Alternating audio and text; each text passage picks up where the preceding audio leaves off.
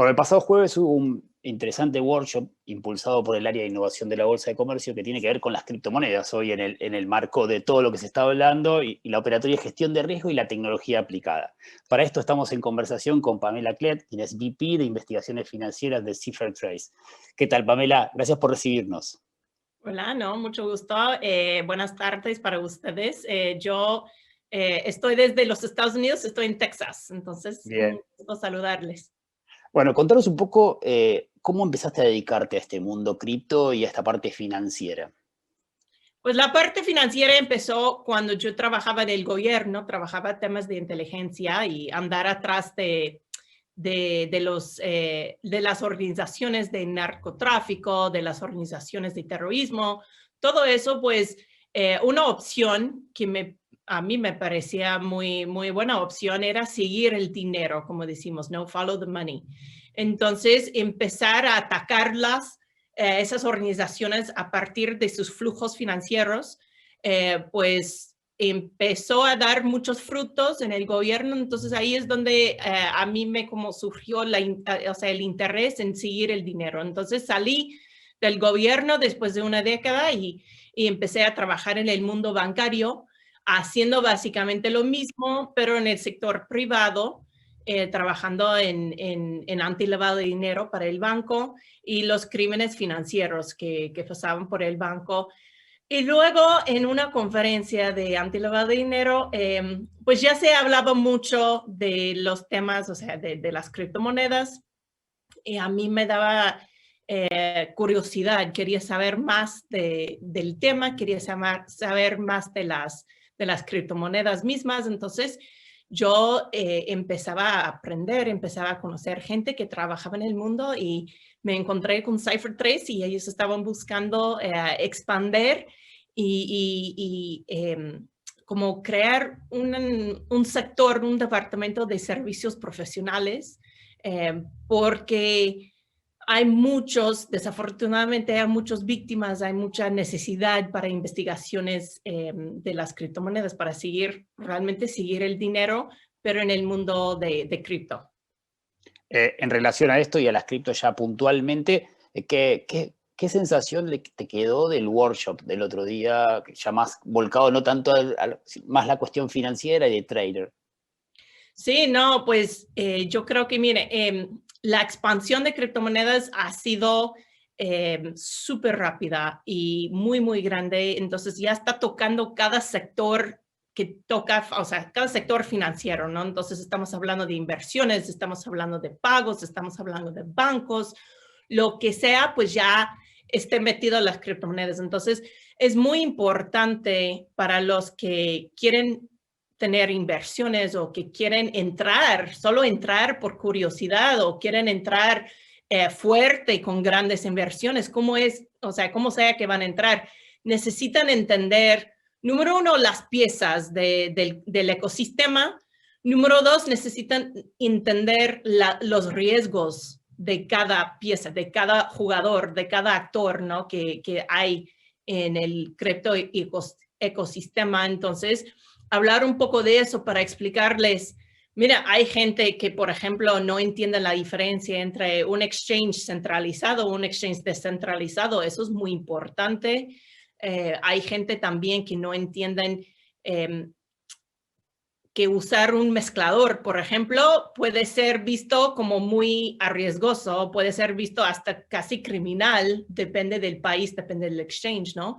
Entonces, explicar y hablar un poco de los riesgos, hablar un poco de los jugadores que están en la cancha, cuando hablamos de criptomonedas, eso es muy importante. La tendencia por lo menos mi sensación es que está siendo utilizado por muchos jóvenes que en muchos casos no son profesionales del trader, muy por el contrario, muchos minan en su casa y empiezan a tener un contacto con ellos. ¿Cómo influye personaje como Elon Musk en sus Twitter y que eso va cambiando y que está haciendo que el mercado sea mucho más volátil, por lo menos la sensación de los que no estamos dentro del sistema profesionalizado? Sí, claro, pues eso sí es la verdad, que al principio para estar dentro del ecosistema eran personas haciendo minería en su casa o aprendiendo por sí mismo, ¿no? Eso de self-taught, ¿no? De aprender todo por sí mismo. Entonces, ya lo que estamos viendo más profesionalismo, más como formal, todo el sistema, todo el aprendizaje que tiene que ver, o sea, hasta los propios exchange tienen sus propias clases de aprender a hacer inversiones o de saber qué es Bitcoin o sea, todos están dando clases y eso también incluye a Elon Musk, o sea, tenemos a los personajes como Elon Musk que están metidos, que él obviamente es un jugador muy, muy grande, muy importante en la cancha, pero también es importante saber cuál es la historia de una persona, qué es lo que una persona actualmente sabe, ¿no? De las criptomonedas.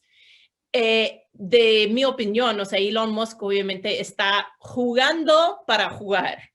O sea, él quiere jugar con el mercado, él quiere crear olas y él no lleva tanto tiempo realmente en el mundo de criptomonedas. Entonces, eso también, como yo hablo de la expansión, yo hablo de cómo tener el profesionalismo y todo eso que se expande muy rápido, también viene con eso unos peligros que hay que saber, es como las noticias hoy en día, ¿no? Hay que saber de dónde es, o sea, cuál es la fuente de esa noticia, de dónde sale, cuál es la educación, cuál es la capacitación que ha tenido esa persona que está tuiteando, que está diciendo X. Por ejemplo, Elon Musk, obviamente tiene un propósito, tiene un objetivo y eso tiene que ver con su compañía. O sea, jugar en el mercado es tal vez algo divertido para él, para otras personas es dinero real, ¿no? O sea, eso es mucho dinero para algunas personas. Si yo invierto $100,000, eso es mucho dinero para mí, tal vez no para él. Entonces, Claro. que el mercado salte y, o sea, cae y sube así durante el día, para él no le causa problema, pero para el resto de nosotros tal vez nos puede causar dolores, ¿no? O sea, o ansiedad. Hablabas recién de la referencia de fake news, que si yo quiero ver alguna noticia, sé que en Estados Unidos voy a New York Times, Washington Post, y entiendo que no hay fake news atrás de sus noticias. En el mundo cripto, ¿hay algún referente donde recostarnos a aquellos que no somos profesionales para decir, bueno, esta noticia está validada o no? Sí, claro. Hay varios como periódicos online que llevan mucho tiempo y son muy respetados. Sería el CoinDesk, el Cointelegraph. Ellos también llevan tanto tiempo que producen sus artículos en varios idiomas y ellos realmente no solo reportan de las criptomonedas, pero entienden las criptomonedas. Yo he hecho bastante entrevistas con periodistas de Cointelegraph, de CoinDesk, a veces Wired, por ejemplo, que reporta mucho del ciber, ¿no? Y ellos realmente entienden la tecnología, tienen un interés y tienen lo básico, por lo menos lo básico, ¿no? El conocimiento básico para entender lo que estamos hablando, entender la charla. Al contrario, he hablado con otros o he leído, desafortunadamente solo he leído, artículos de otros periódicos que son personas que no tienen el conocimiento, no tienen, no entienden la tecnología, entonces realmente tienen un problema en entender el tema en que ellos están dando el reportaje, ¿no? Con esto tenemos a personas, pues no solo los periodistas, pero tenemos hasta personas como Janet Yellen en los Estados Unidos, cuando ella hizo su primera entrevista frente al Congreso, ella habló de el uso nefario de criptomonedas y tenía razón, pero no tenía razón, ¿no? O sea, digamos, sus hechos fueran más o menos viejos o no actualizados. Todos sabemos que las criptomonedas, tal como el Internet, tenía tenía un comienzo un poco más nefario, no sé, obviamente. Entonces, en ese sentido, ella sí tiene razón para hablar de cómo comenzó ese mercado, pero no es realmente el reflejo de la actualidad de las criptomonedas, ¿no? Tal como el Internet. O sea, al principio el Internet se usaba para cosas, ya saben. Sí, y también, o sea, las criptomonedas se prestaban para esas actividades, pero ya no es ni la mayoría ni un 5% de lo que pasa en el mercado de cripto. el desarrollo por delante, lo que le espera a la criptomoneda, que es un debate global, digamos, es decir, reemplaza los sistemas centralizados de moneda, no lo reemplaza, será una moneda transaccional internacional. ¿Qué ves, qué estás viendo de proyección de las criptos de cara a los próximos 10 años, para ponerle un plazo de tiempo?